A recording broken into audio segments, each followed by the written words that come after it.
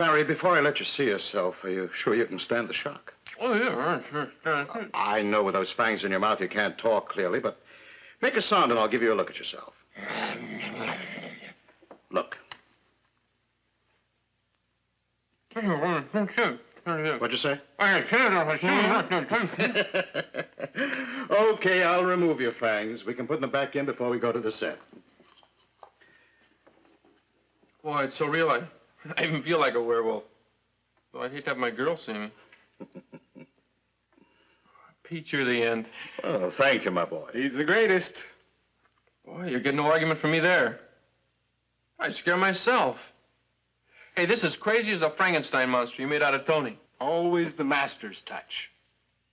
You know, I think I'll be afraid to see myself, even on the screen. Oh, you'll get used to it, Larry. Just remember that an artist must have no fear. Why, a creation is almost a sacred thing. All creations. That the good Lord created saints, and he also created sinners. He created the lamb and the fawn, but he also created the wolf and the jackal. Now, who can judge which is the most praiseworthy? Well, that's one way to look at it. For 25 years, he's been the master. He created them all. And if I may say so in all due modesty, I regarded each one as a creation, no more important than this. Well, thanks for trying to cheer me up, but just the same, this scares me. Now, remember, my boy, I created you so that you could scare others. As an actor, as an artist, that's your mission. Live up to it. Well, it's time for us to be on the set. We mustn't keep the director waiting. There we are. Fine. Well, come on.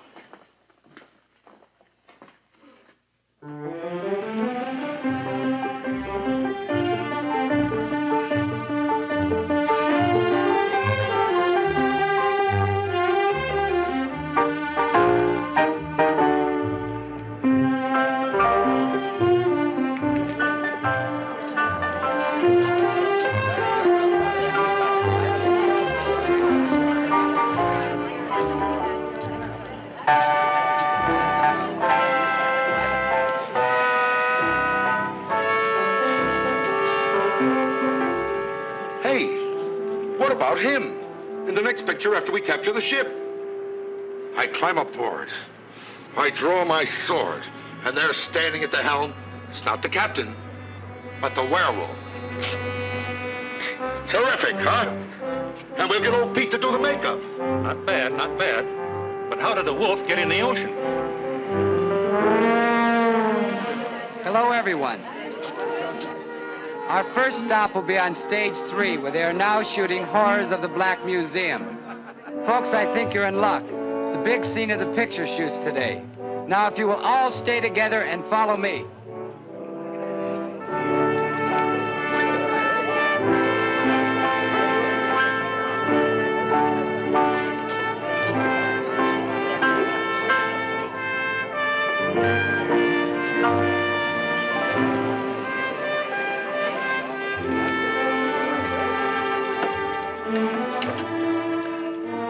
Boy, when Pete makes them up, it's for real.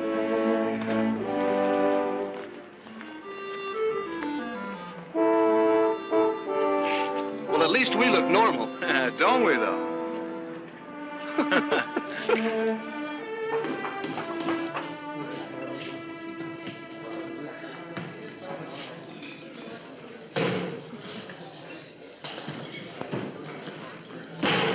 Well, here he is, Martin.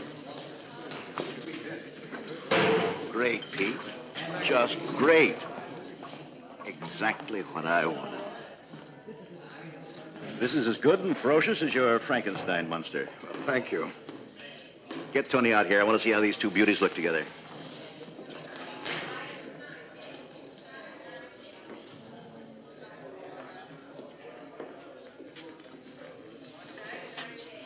Werewolf, meet Frankenstein. Shake hands and come out snarling.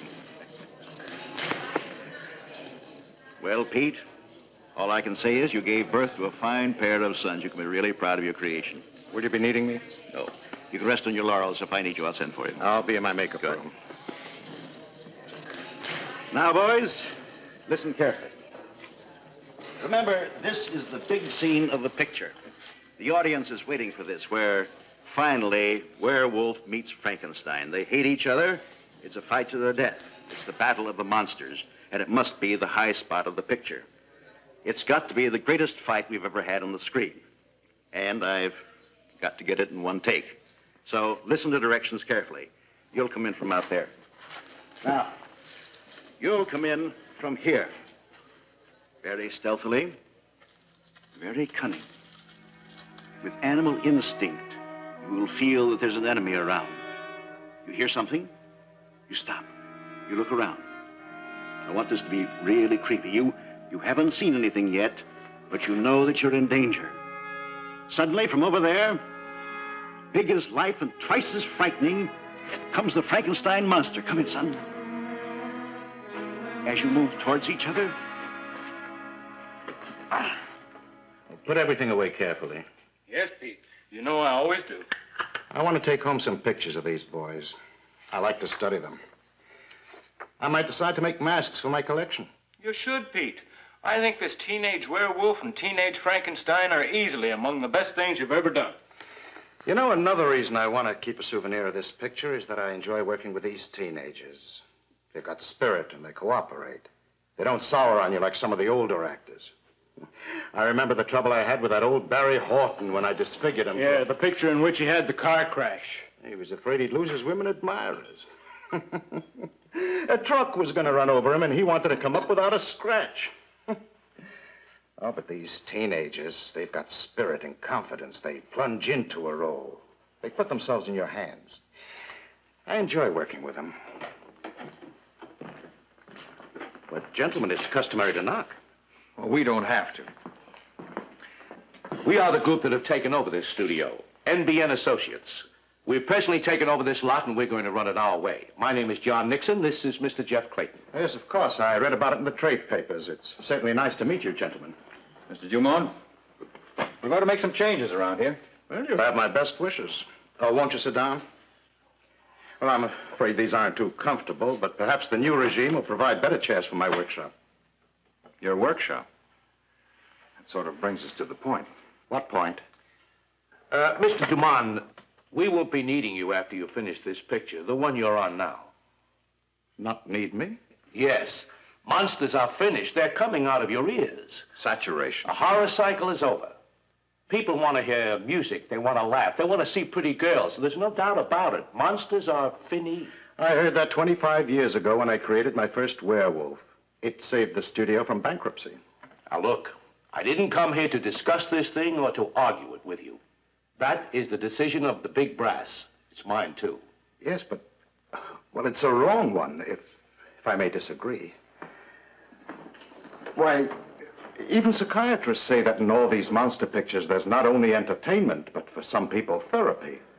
Well, you know we never get over our childhood fears of the sinister, the terrifying faces we see in nightmares. Well, through these pictures, we can live out our hidden fears. It helps. You live them out, but not on our payroll. Like Mr. Nixon says, people want to see escape pictures nowadays. Musicals, jokes, pretty girls. Yes, but The decision is final. Now, instead of giving you a cold pink slip, I came to tell you in person.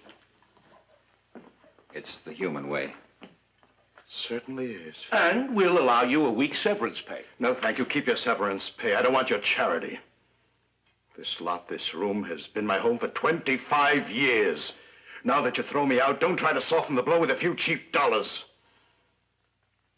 I'll leave when this picture is finished shooting. Okay. That's the way you feel? Turn down money.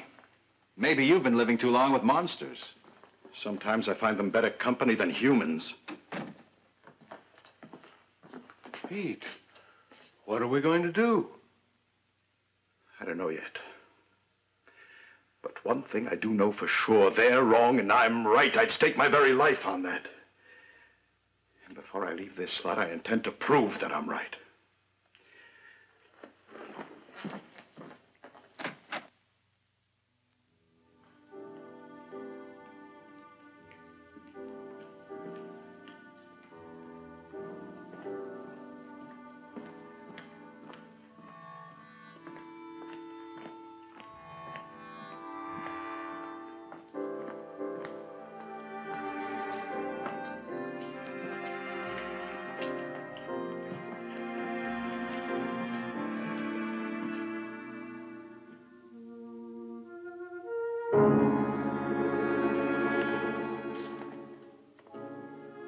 werewolf. Frankenstein.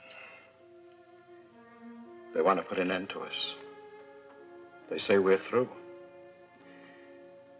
There's gratitude. Don't they realize that the monsters I created, from my first prehistoric man through the spaceman of the future, why, all these paid for this studio, made the owners rich and famous. Now they say it's over. But it isn't over. I'll destroy this studio, see it go up in flames before I...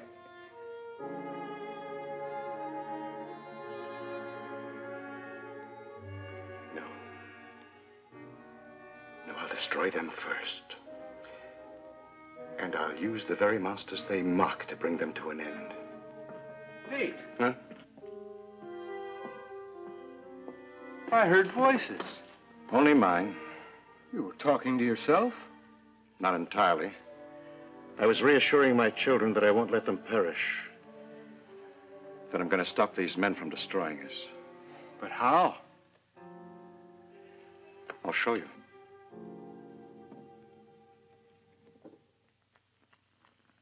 Those fools. They think a monster is just put together with glue, hair, putty, foam rubber. They don't realize that a monster, even on the screen, is human and must be infused with a spirit by his creator. Why, if I didn't believe in my creations, they wouldn't believe in themselves. That's why they can throw fear into the hearts of spectators.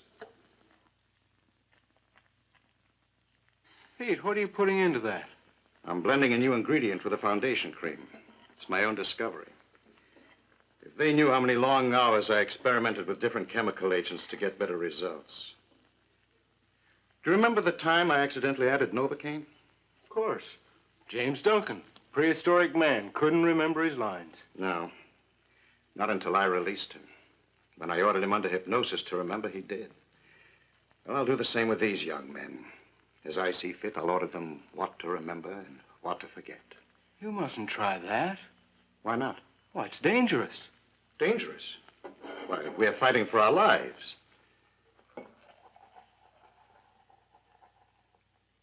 Now, this enters into the pores and paralyzes the will. It'll have the same effect chemically as a surgical prefrontal lobotomy. It blocks the nerve synapses. It makes the subject passive, obedient to my will.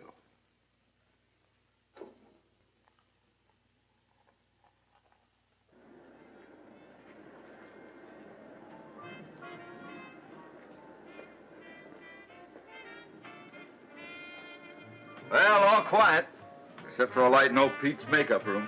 When he's on a job, he practically lives here. Yeah, I know. He's married to his career. That's the way I feel about my work. But what chances do I get? Now, don't knock it. You got a nice, easy job. The only hoodlums you run into are the bit players. We're strictly law and order men. Nothing ever happens on the lobster shift. That's what I mean. Just high-class watchmen. Look, Monahan, you want action, join the commandos. Yeah.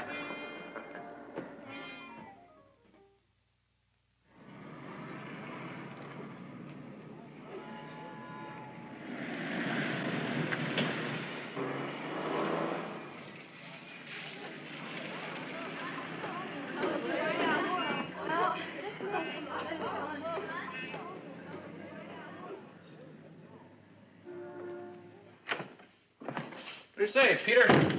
Sit down, my boy. I'll put you in a massage, Pete. I'm glad to see you're in a cheerful mood. Boy, you're not. You look bugged. How would you feel if someone pronounced a death sentence? Are you serious? You should be, too. It's no longer any secret. The new owners of the studio have decreed no more monsters. My job is done. My career is over. Well, actually, that's not too bad for me. I've had my days of glory and triumph.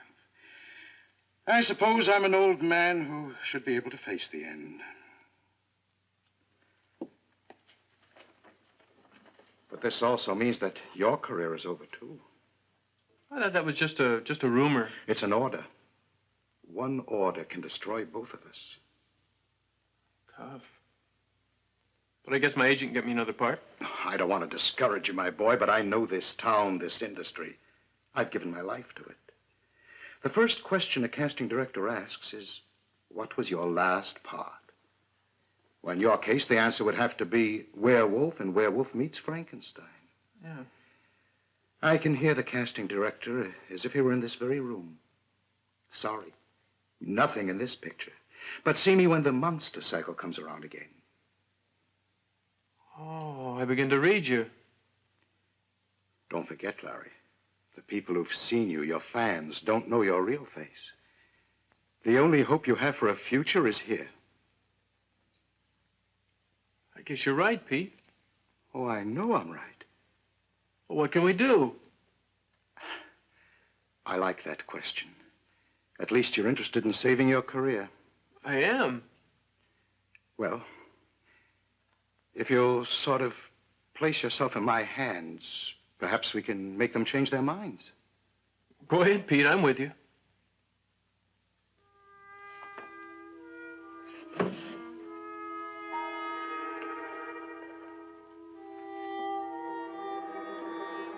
Larry, this foundation cream has a new firming agent in it. Something that I perfected. So don't worry if you feel your skin tightening. Don't worry if it makes you feel... It does feel kind of cool. Remember, my boy, it's in your best interests. Do exactly as I instruct you. You will play your scene well today. But after you've completed it, instead of coming back here, this is what I want you to do.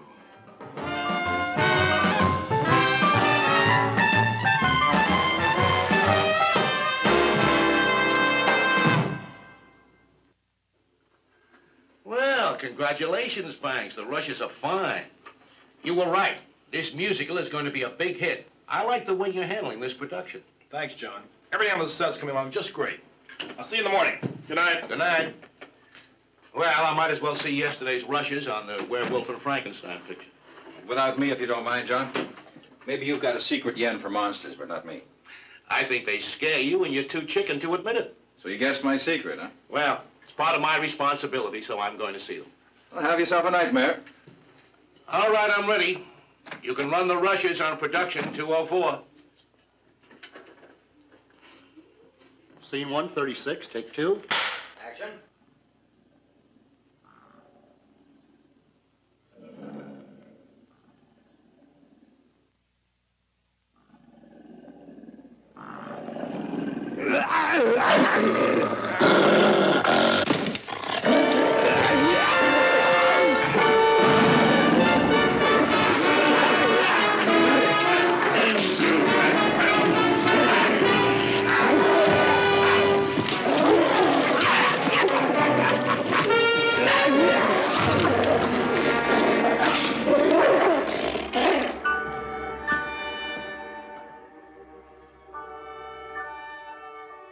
Now, you're sure, my boy? Nobody saw you. And you did exactly as I told you? And you came back exactly as I said? Good. You'll forget this after I wake you up. You won't remember a thing afterwards. You...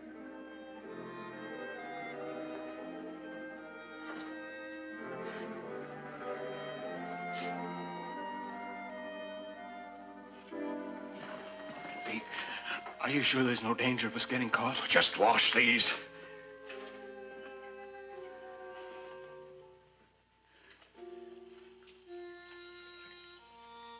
Now wake up, my boy. Wake up.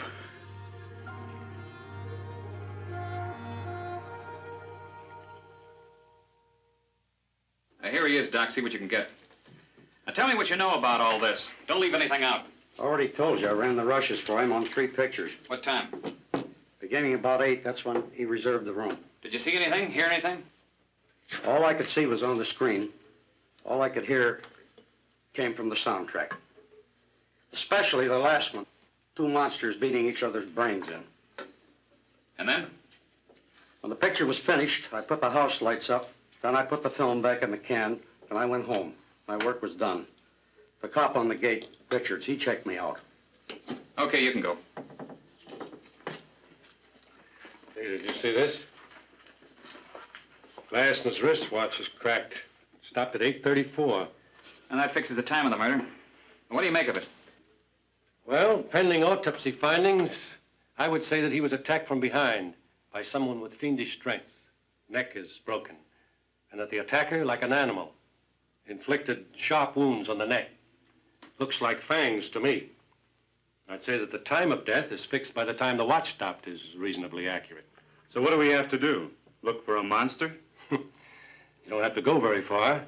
I think that they make them to order right in the studio. We're not talking about actors. We mean a real monster.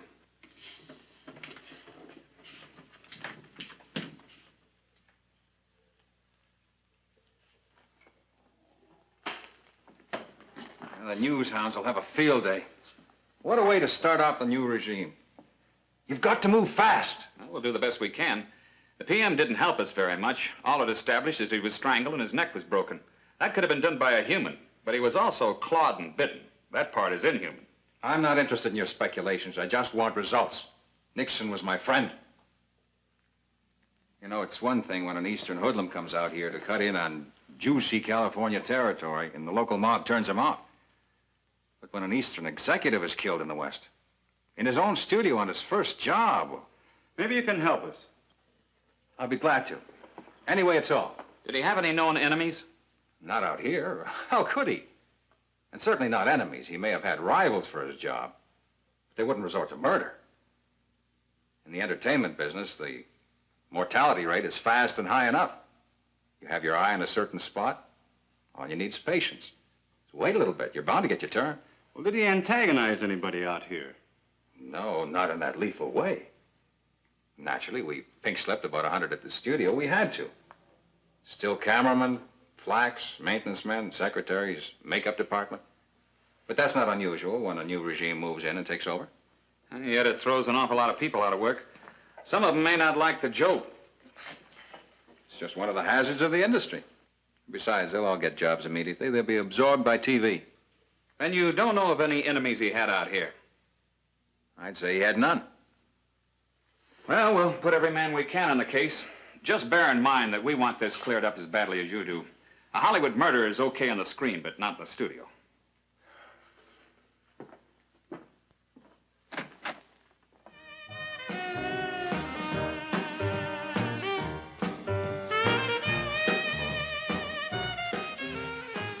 What is it, Larry? Don't you feel well? I kind of black out, huh? I don't understand. I start to weave, and then I black out. This is something new. No, I just feel this way since... Look, maybe you gave your all to the part of the werewolf. Now you don't have any strength left. You may have something there. In the last scene I was in, I had to try to escape, to get away from the police. Arlene, I still feel as if I'm running. I don't know what I'm running from, but I am running away. Maybe the reporters and police upset you. No. They just looked around, took a few pictures. They barely spoke to me. Asked me how it feels to be a monster. Then they turned away. I heard them laughing at the makeup like it was something to scare kids. Just the same. Still running. Come on, Larry. Relax. Calm yourself. I guess it's only natural if you work hard that you're going to have a letdown. Yeah, I guess so. You better get back in, Arlene, before they chip in and buy me a wheelchair.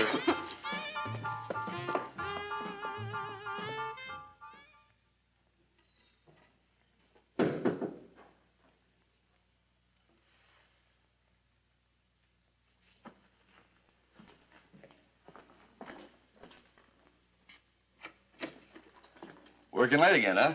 Oh, well, I have no hours. No creator has. Besides, I get more joy and satisfaction out of my work than watching the clock. I know you're a beaver for work, but it's only human to call it a day once in a while. Not me. There's no rest for me. You should, though. Take it easy, I mean. It puzzles me why you knock yourself out, especially when you're through here. This is your last job. So you know, too, huh? It's all over the lot. But it's no disgrace. Believe me, you're in good company. Half the old-timers get pink slips. Did you? A cop doesn't make enough money to be a drag on a payroll. But I might just fire myself up. Oh? I never kidded myself that walking a watchman's rounds would move me to the top. No, I guess not. Take most of these studio cops. They're retired policemen, looking for a soft touch. But not me, though. I've got different ideas. If I were chief of police of this studio, I'd run it real strict. No one would get on this lot without a pass. And I'd put on 2 night patrols. That new boss, Nixon, might not have been killed if my system had been in force. Too bad it wasn't. But now, I'm hep to something that might just put me in line for promotion.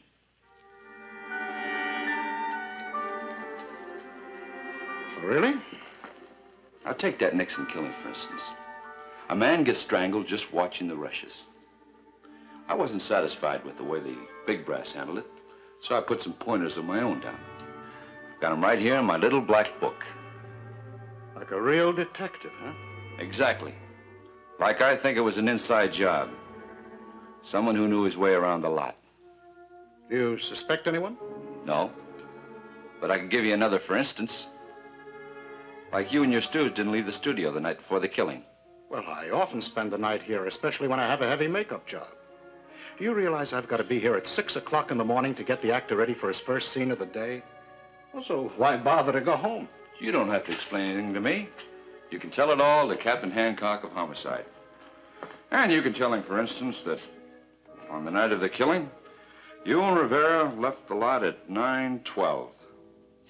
Got it all down here in my little black book.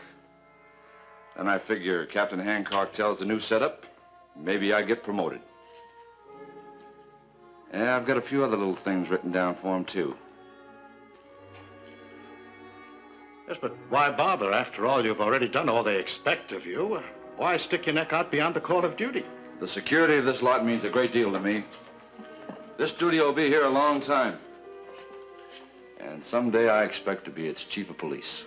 Well, I like a show of ambition, and you've really got it. I'll see you downtown.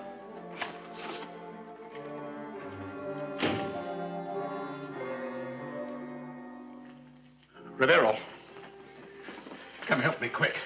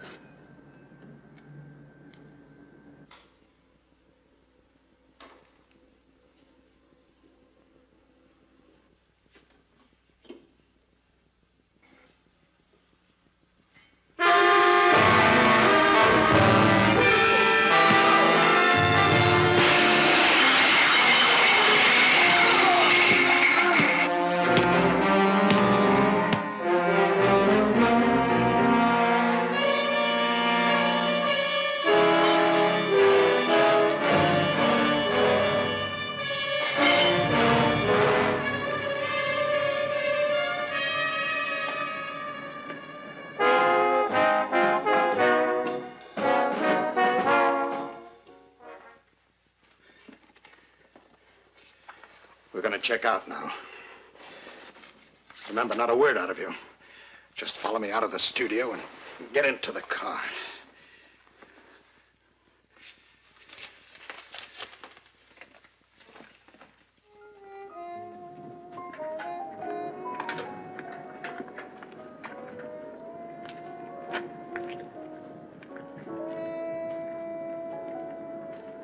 Well, Pete, you don't get overtime for this, although I bet you earned it. Yes, we accomplished quite a lot, but we are far from finished. Just a few hours rest and then back again. Well, Richards, night. Night.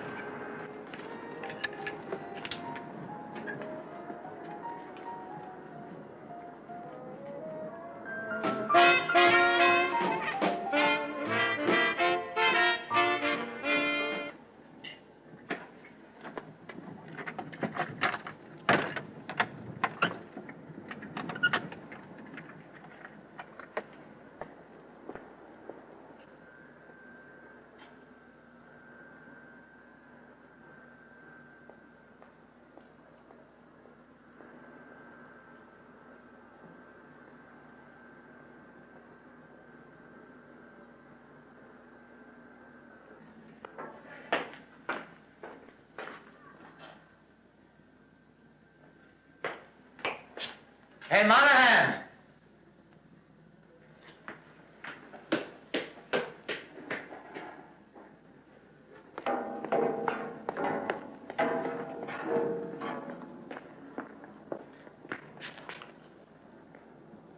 Hey, Monahan!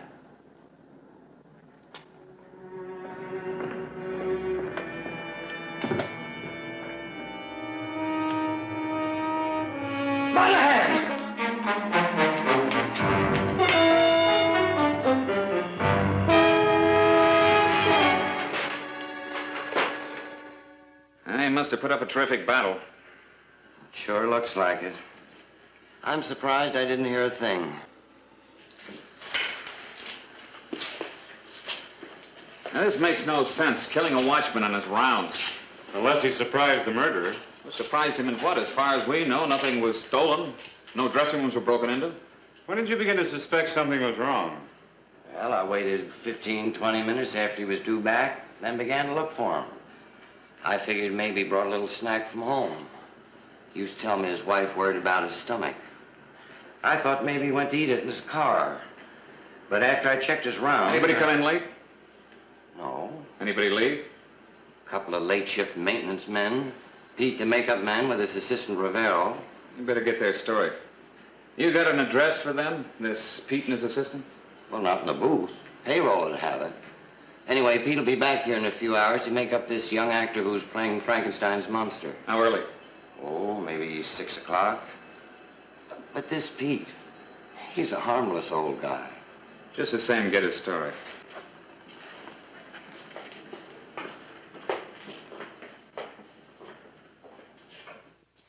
And you're sure you didn't hear a thing? No, sir. You see, I was here all the time. Right at this table, preparing the foundation cream I use in makeup. And you heard nothing, saw nothing? If I had, I would have done something about it. He was a nice young fellow, that Monahan. Polite and neighborly. It's a shame. Monsters. Is that all you do? Well, I sort of specialize in them. Have for 25 years. Look, Pete, my kid's having a Halloween party. I think he'd get a big bang out of scaring his friends. Oh, well, bring him over. I'll be glad to make him up as a monster. In the meantime, don't make any sudden trips.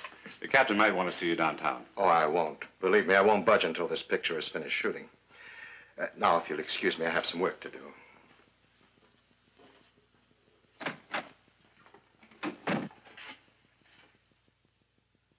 Cut! Print! Very good, kids. Lunch, 1 hour.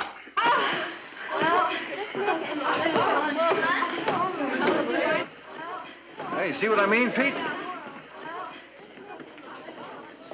I certainly do. This is what the people want. Instead of the old stuff, fright wigs and monsters, they go for gorgeous gals, singing, dancing, you know, escapism. And that's what you'll give them.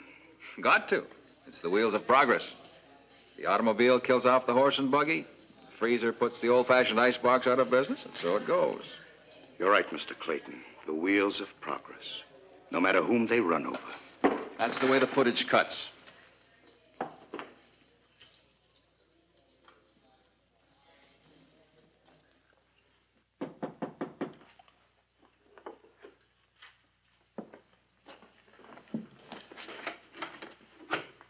Yes, girls, anything I can do? We're from Oakmount High. We're the editors of our school paper. We're writing a story, A Day at the Studio. You know, one of the girls is in a musical they're shooting. Oh, yeah, Betty Davenport. You know her? Well, I met her. I played football with her brother last year. Well, that's what we need. In our story, we want to get the teenage slant, and you just finished school. No, girls. I know you have a lot to write about, but we really don't have too much time. Well, we just want to ask one question. Ask me. How does it feel to be the last of the Frankensteins? Well, who told you he was the last? Mr. Clayton. Oh? Well, we had to get permission from him first, and then we described what we wanted, and he suggested that as a good question. I know the question. Well, go ahead, Tony. Answer it so we can get on with our work. Well, first or last, I'm going to do my best. That's a big opportunity for me. Thank you very much. We'll get pictures from publicity. Thanks again, and good luck, Tony. Bye, Tony. Bye. You see? I was right when I told you they were cutting the ground from under us. Now, remember, my boy, this new ingredient that I put into the foundation cream may tighten your skin. But as I told you, leave everything to me. Now, you'll be great in your last scene. When your enemies come upon you, you'll have maniacal strength to fight them off. And also remember, this maniacal strength will linger in your arms and hands. And with it, you'll destroy your real enemies. Exactly as I instruct you.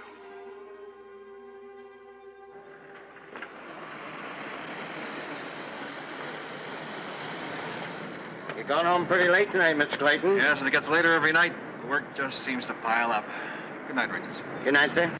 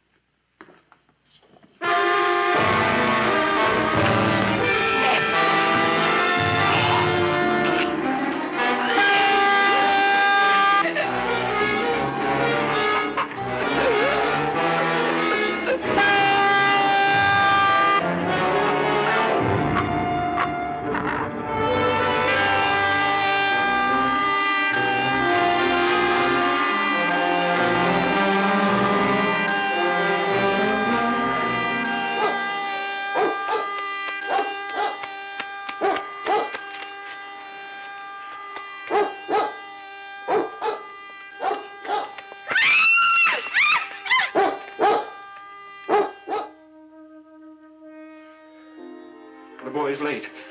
Do you think anything's happened? You're always ready to think the worst. He'll do exactly as I told him and come back here to your house. There, you see? Well, go ahead, open it.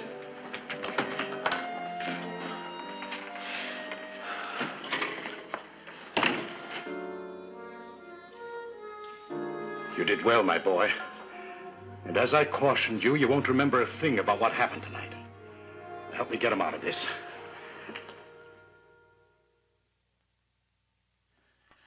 Third studio murder shocks Hollywood. Following the morbid Hollywood tradition of death in threes, the third brutal slaying within the space of 1 week took place last night in the darkened garage of the Hollywood home of Jeffrey Clayton, American International studio executive, who was the victim. To check this reign of terror, it is reported that officials are considering closing the studio until the mad murderer is apprehended by police. You've read it 3 times. So the press will have a field day. But, Pete, how about us? Our work here is done. Well done, I'd say. But according to the paper, the studio's closing, and the other studios... Oh, quiet, you fool. A little gust of wind and you begin to shiver. I've taken care of you for 25 years. You won't starve. I'll see to that. Provided you keep your mouth shut. Shut at all times, do you understand? Yes, Pete, of course I do. I never give you any trouble, you know that, Pete. I've always considered you the master, and I was the assistant. And let's keep it that way. A silent assistant. Rivero, you and I have been invited downtown to police headquarters. Police headquarters? For routine questioning. Merely a ride down and back. When we get there, don't open your mouth. I'll provide the answers. Yes, Pete. All right, let's go. Get your hat and coat. Police are very peculiar. They insist on punctuality. I was just going to barge in on you. Me? Yes, you. You're Pete, all right. I don't believe we've met. Well, you're meeting me now. Gary Droves, that's my name. I'm Larry's agent. Larry, your teenage werewolf. I set him from the part with the producer, but that doesn't mean I quit worrying about him. I never forget a client, even though I get them work. Gary Droves is not a flesh peddler. Get it? I don't quite understand. I'm like a father to my kids. Sometimes I don't even take the 10% till I get them a term contract. Now, how do you like that? Very admirable, but I don't see how it concerns me. All right, I'll throw you the connection. You leave my boy alone. Don't you tell him that after this picture he's finished, that he'll never get another job. Getting him work is my department. And Larry's got a great future as an actor, and I'm going to help him build it. And for your information, I've got 3 jobs lined up for him right now, and I don't need to have a truck run over his face to get him more work. Do you understand? Yes, of course, Mr. Droves, but you see, I only suggested that... Don't suggest. In my book, you're a negative character. I can get Larry a job any time I want to. Well, I can even get you a job as a heavy if you'll join the union. Well, thanks for the offer. You're welcome for nothing. And don't forget what I've been telling you. You leave my client alone.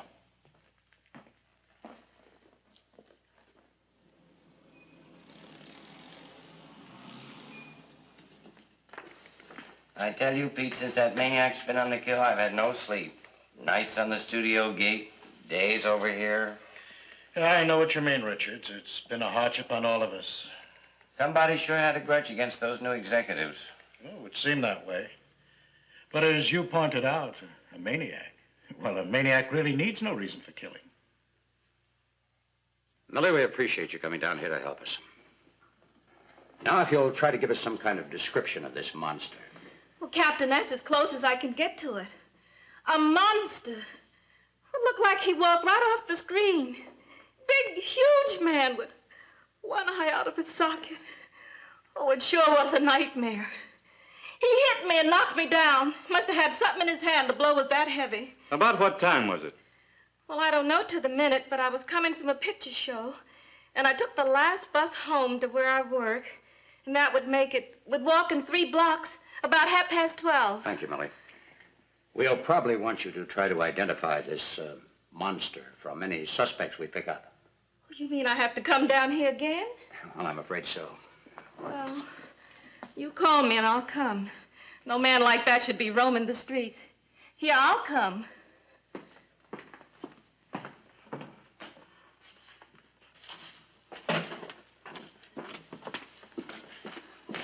You can come in now, Richards.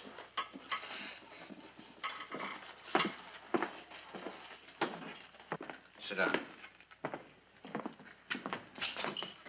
Now, last night, as you know, Mr. Clayton was killed.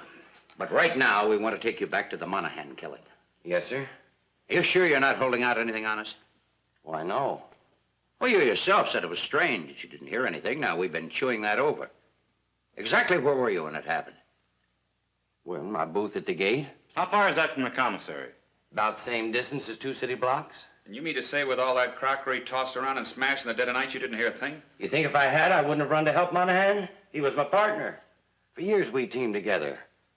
He was younger than me, but we got along swell. Now, we're not accusing you of any dereliction of duty. We're just trying to get a clear picture, that's all.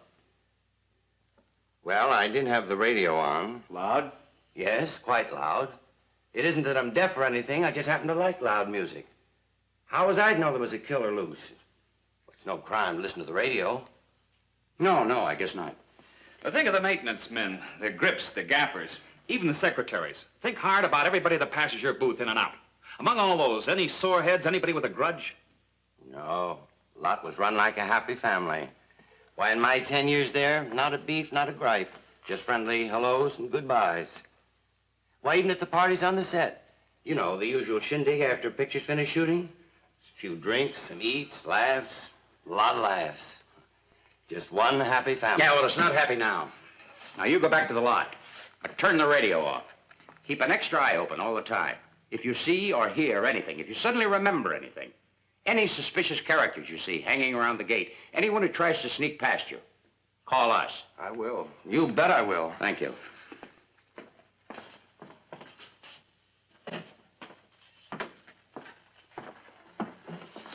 All right, gentlemen.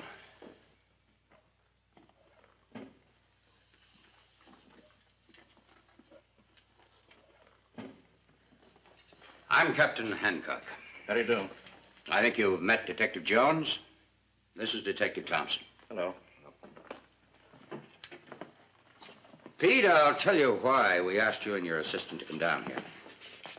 A little while ago, we questioned the maid who was knocked down by a man who might have murdered Clayton. Time and the street, check out. Oh, then you have a clue, a suspect. No, only this. She claimed her assailant was a monster. Well, I suppose any victim of any assault would get delusions about an attacker. No, she was quite specific. She had a good look at him. She claimed he was huge, big arms and shoulders, had one eye out of its socket. Well, sounds rather as if she had hallucinations. Of course, since she was hysterical, I can understand. No, she was quite sure of her description. I buy her story. She made sense to me. Well, gentlemen, what's expected of me, of us? We want your views on it. You're supposed to be an expert. Well, I am an expert. Well, in that case, do you think that some crackpot, after seeing some of your monsters in a picture, I mean. They're playing all over town. Now, do you think a weirdie like that could have tricked himself out in imitation and got carried away? Now, how can I put myself in the position of what you call a weirdie? Why, anything is possible. But in an amateur, the results would be crude. It doesn't take the finished product to commit a murder. I'm no authority on murder. That's your department. As for me, my job is to take an actor and transform him into whatever offbeat appearance the part calls for. Yes, I create a monster, but I don't build in violence. What do you know about all this?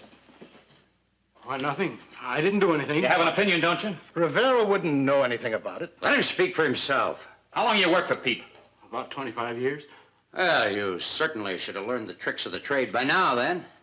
All I know is I've been a good assistant. But if you wanted, couldn't you make somebody up to frighten people? Well, he told you he was only my assistant. You shut up and let him talk for himself. Sure, he's your assistant. We know that. How far does his assistants go? Now, who do you live with? I live alone. Where? Off Crenshaw, 1564 Sorrento Street. You ever been married? No, sir. Haven't you got any nephews, cousins? Or maybe some of the neighbors' kids asked you to make them up just for a prank. And maybe you didn't tell your boss, but on your own, because maybe you think you're just as good an artist as he is, you turn loose a monster. Well, tell me, did you? No! I only do what Pete tells me. I'm a good assistant. Ask him. Ask him! Why don't you stop all You've this? gone far enough. Just because you have no suspect is no reason to bully him. Then why aren't you more cooperative? Now, look, we know you live in a world of make-believe. All right. Come out of it. Look what we're up against. 3 shocking murders committed. 2 of them at your studio while you were there. Well, we weren't the only ones. Now, we're questioning everybody. I'm sure you gentlemen can solve those murders without us. I wish it was possible to really help you. Well, there is something you can do. Think back, all the actors you've made up in other pictures. Think of how they talk, what they said to you. After all, you were close to them. Do you believe that any of these, for one reason or another, might go berserk? I'm sorry, offhand, I can't recall a single one. Thanks to our makeup job, they may have looked like killers.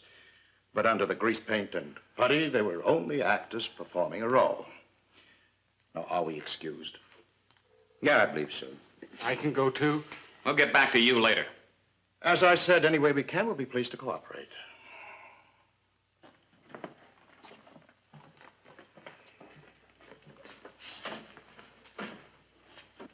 Something weird about that old Pete. And his assistant, Rivero.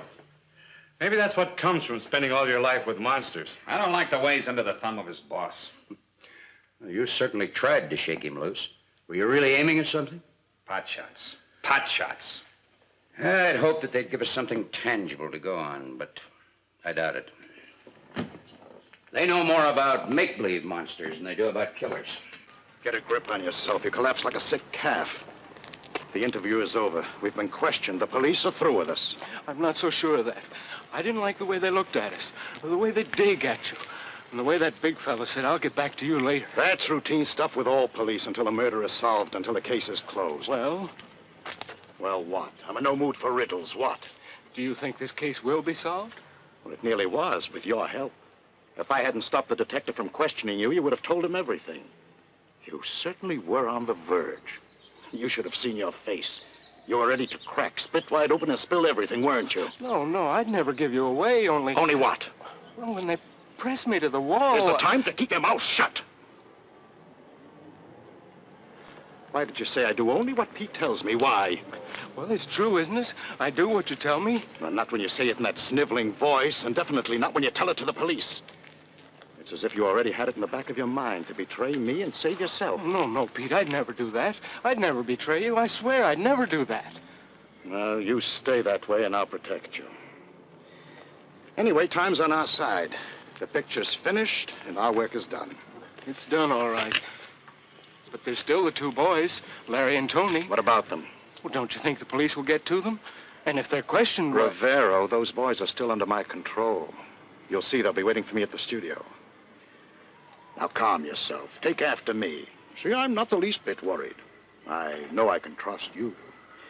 And I'll make sure the boys remain under my control. Now, get in there.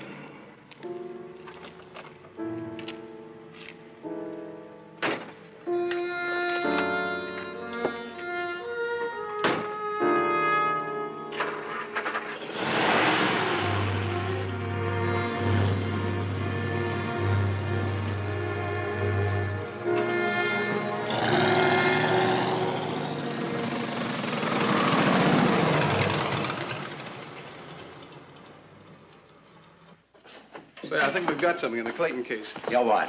Well, we analyzed the scrapings from under Clayton's fingernails. What'd you find? Grease paint, putty. You mean the killer wore makeup? Well, he must have. We've already checked this against a trade product put out by makeup companies, and our first findings are that the pigment and cosmetic base used in the sample we analyzed was special, like homemade. Instead of linseed oil, a blend. Anyway, we'll have to check suppliers for beauty parlors and studios. That can wait. There's one studio we're going to check on now, and you're coming along with us. Get your equipment ready. We may want to make a spot analysis.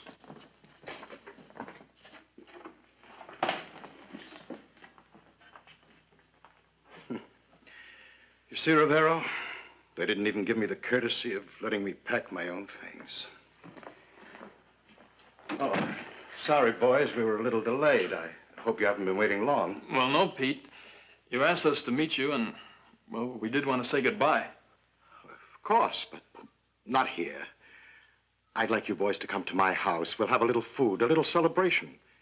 After all, this is no way to end a friendship. Well, sure, Pete, but... Look, you don't mind if we don't stay too long, huh? We both have dates. Fine. Now, how about you boys helping Rivero load the car? Oh, sure, Pete. We'll help. But you go ahead, wait for me in the car. I'll just gather up the last of my stuff, and we'll be off in a jiffy. Okay.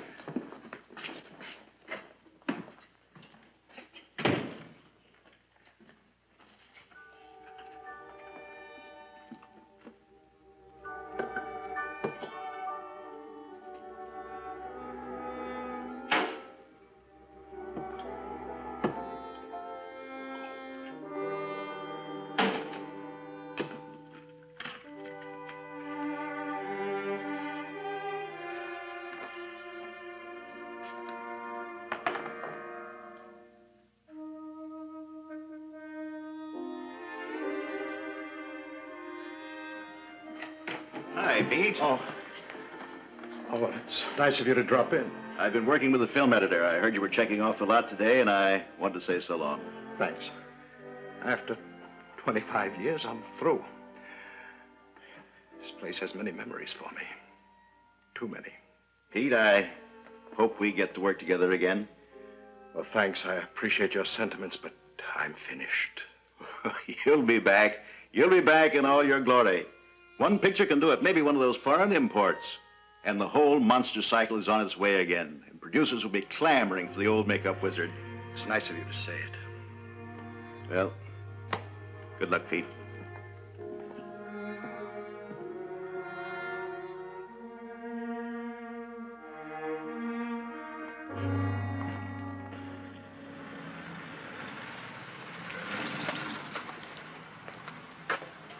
Well, goodbye, Pete.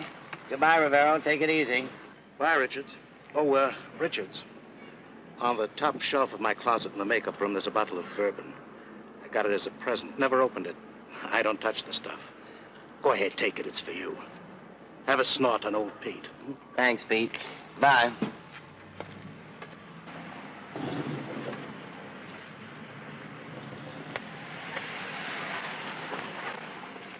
Is Pete Dumond, the makeup man, still here? Just checked off the lot. I know where his makeup room is. Let's go there first.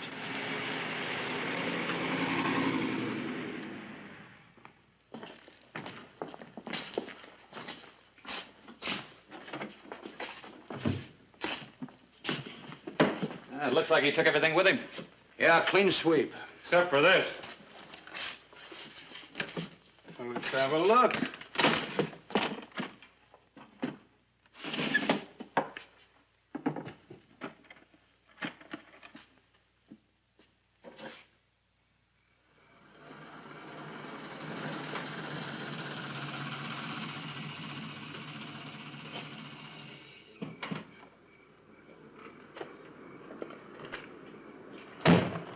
Well, here we are, boys.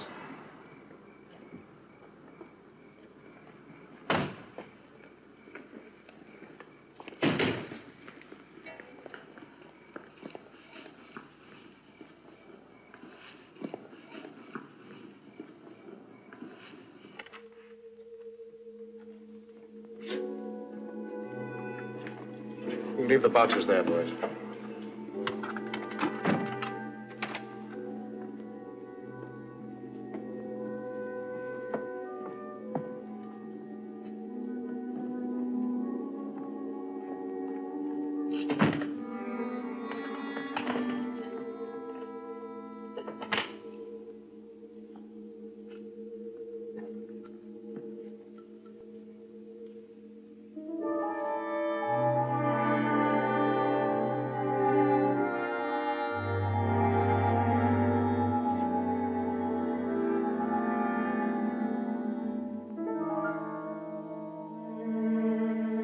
What are these? My family. My children.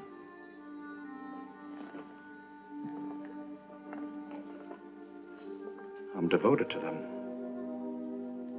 I've arranged them here with great care, as you see. I see.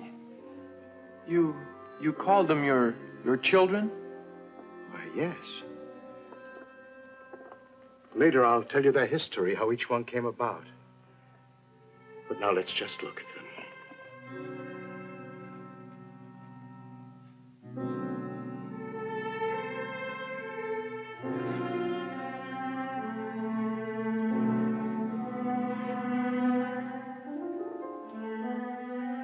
This room is like a cathedral to me. This is where I come when I need help from a source stronger than myself.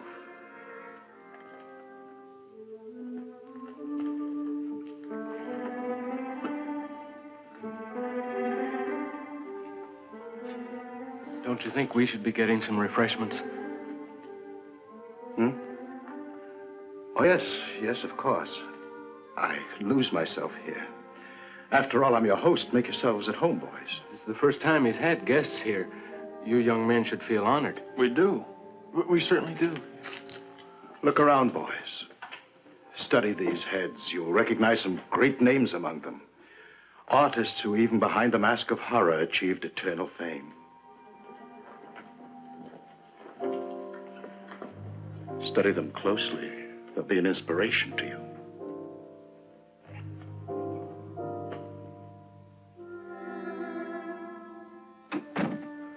Larry, I say we cut out. Oh, man, you saw, you heard. If we don't dig the old man's collection, we'll hurt his feelings. It gives me the creeps. Yeah, he does, too. I wouldn't have come. Only he said it was some kind of celebration, a party. Yeah. It's a party, all right. All the guests are stuffed heads. We shouldn't have come, no matter how much he pressured. He makes it tough to refuse. I know. You know, Pete's got ways about him. I don't know, strange ways. Like when he was making you up for the picture, putting on that foundation cream. Did he give you a lot of stuff about how this would be your last job and that enemies would drive you out of the business and that only he could protect you? Yeah, he did. Hey, I meant to check with you about that, only I forgot. I don't mean I forgot in a careless way. I just forgot. Like when he finished, everything kind of left me. You know, like went out of my head.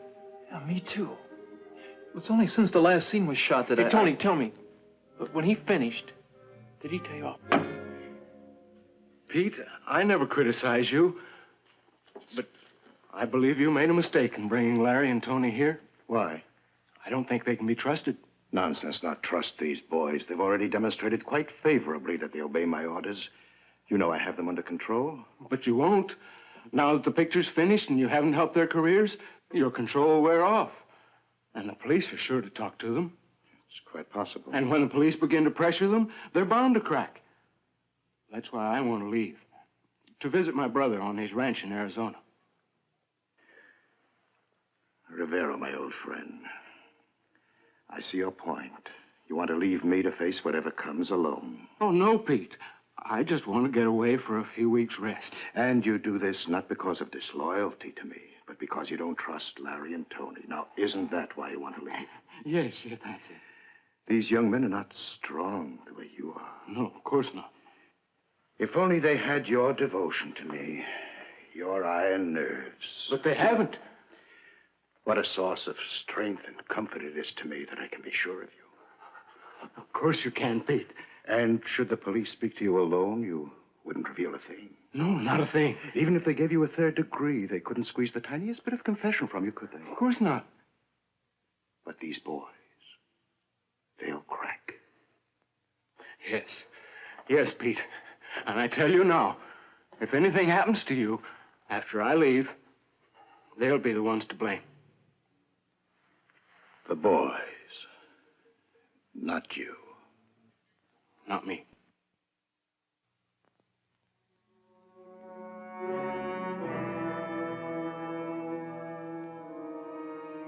I'll remember that. Old friend.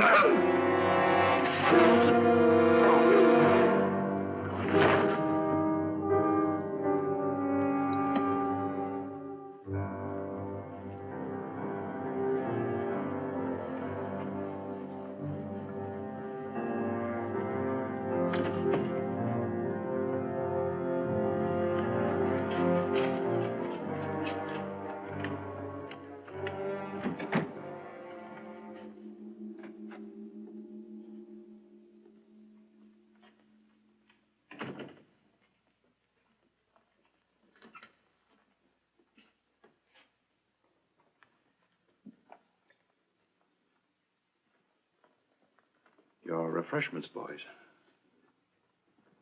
Ahead, you must be thirsty. Yeah, my throat is getting dry. Where's Rivero? Oh, he's in the kitchen preparing dinner. We're not hungry. Not at all hungry. Well, you don't have to bother, and in fact, Larry and me have sort of a, dinner date. But you mustn't think of leaving yet. I brought you both here for a purpose. I can't let you go until that's accomplished. What purpose? I have a great honor to bestow upon you. Like what? I intend to add you two to my collection. Add us? How? It's always been my ambition to crown my collection with a werewolf and a Frankenstein monster that I created completely. Soul as well as body. But what about those? They're only images, fashioned from memory. You want real heads on your wall? As real as I can get them. For the present, I only want to take your measurements to get exact replicas of your heads. You've got the stills? Oh, no. No, photographs are not enough. My new additions will be lifelike. Just think, in the years to come, you'll both be up there. A refuge, a permanent home. Now look, Pete. We're thankful to you and all that, and, well, we know it's an honor. Well, but to level with you, we don't feel quite right in here. We'd like to get out. To tell you the truth, we tried. But you locked the door. Yeah, so just let us out. Is that how you repay me? Now look, Pete. You did something to us. Tony and I talked it over. Can't exactly put our fingers on it, but it's the same we want to leave. After all my big plans for you, were you two trying to break away from me, from my influence? Now don't try to confuse us anymore. We don't want you or your influence. Now just open the door. I suppose if I let you go like a pair of sniveling babes, you'll go running to the police. What's the police got to do with it? As you know, there were 3 murders committed. What's that got to do with us? I'll tell you. The new executives threw me out. I swore I'd bring the studio down over their heads. I did. The studio's practically closed, and they'll never issue another order. 3 murders, and we're all involved. Each of us must take credit for one. You're crazy, Pete. Not crazy enough to let you escape.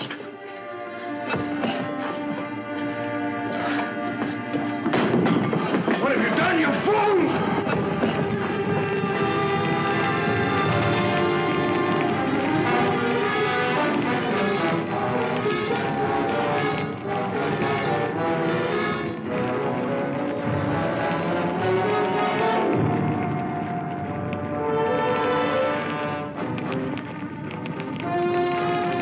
Children! I must save my children! You fools! What did you do? My children are dying! Save my children!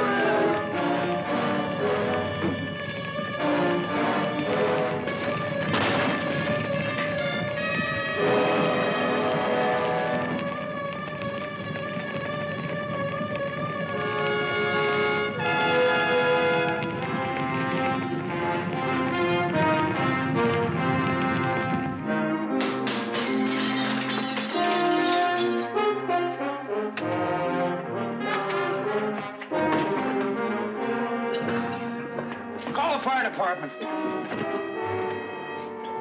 Break it in.